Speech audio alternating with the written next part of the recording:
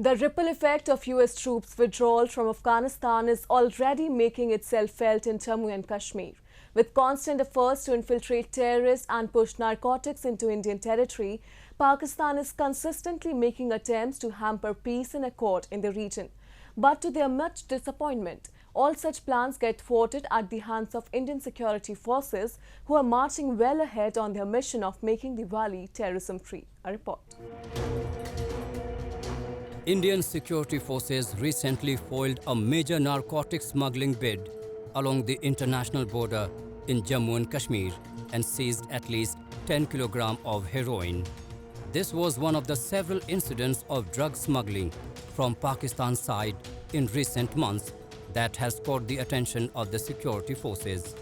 Recently, Lashkar-e-Taiba and Hizbul Mujahideen operatives based across the border in Pakistan were found to be a part of a deep-rooted conspiracy for procuring and selling narcotics drugs and generating funds in Jammu and Kashmir and other parts of India in close association with 7 residents of Union Territory who were arrested by India's National Investigation Agency in the Handwara narco-terrorism case.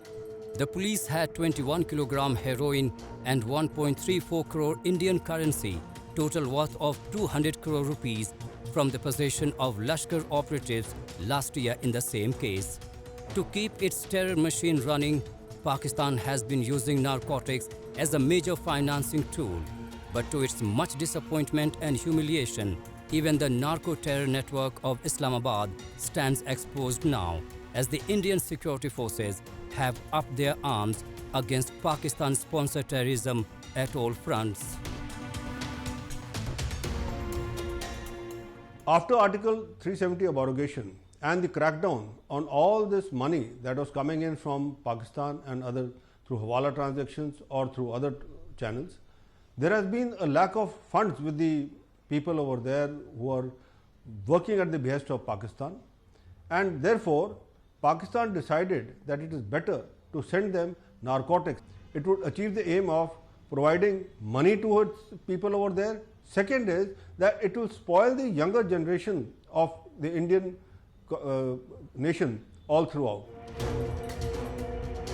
The ripple effect of US troops' withdrawal from Afghanistan is already making itself felt in Jammu and Kashmir. Jammu and Kashmir has witnessed a slight rise in violence. Terror launchpads close to the border are being active again, with Pakistan-based terrorist outfits stepping up efforts to push cadres into the Indian region.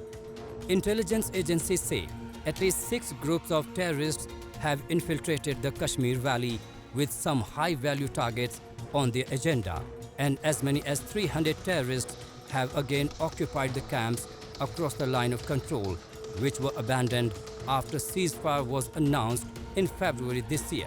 Meanwhile, after months of fighting along with the Taliban, several terrorists of the banned terror group Lashkar-e-Taiba and Jaish-e-Mohammed have come back to their homes in Pakistan with a renewed focus on Kashmir.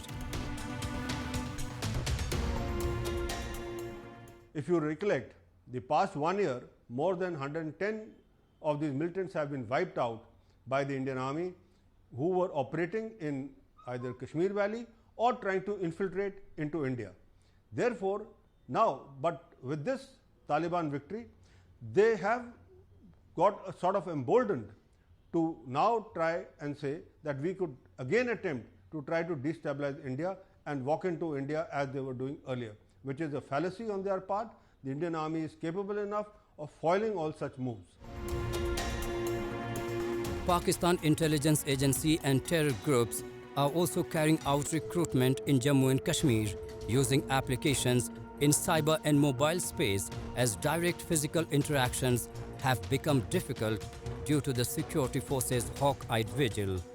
As per security forces, cyber terrorists, also known as white-collar jihadis, are the worst kind of terrorists who remain anonymous but cause an immeasurable amount of damage and brainwashing of youngsters.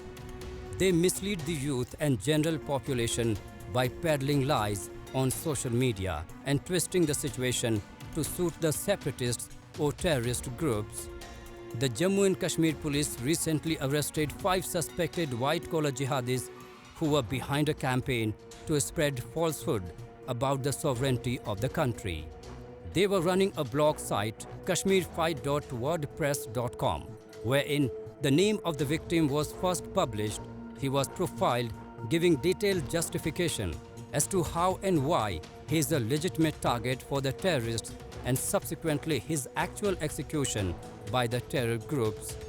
Several reports and research papers have time and again highlighted the interlink between the cyberspace, Islamist radicalization and terror financing that is aimed at expanding the outreach of extremist ideologies among the gullible youth and collect funds for their malicious deeds.